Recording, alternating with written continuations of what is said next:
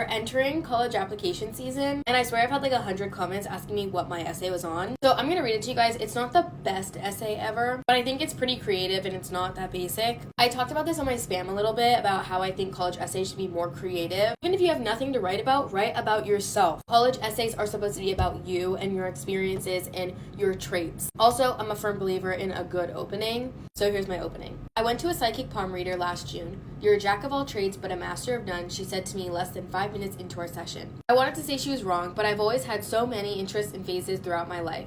My parents have always made comments about my weekly career or my obsession of the month. I wanted to be a ballerina, a lawyer, the president of the United States, an astronaut, a scientist, an interior designer, a writer, a filmmaker, and now, in 12th grade, I still want to do it all. I'm not going to read the whole thing, but basically the point of my essay was that I'm interested in everything and learning about everything. Like, I'm a curious person. I am a jack of all trades. I do a little bit of everything. I start the next paragraph saying, if I could do anything, I would want to be everything. I love writing and filmmaking, but I also love business and politics.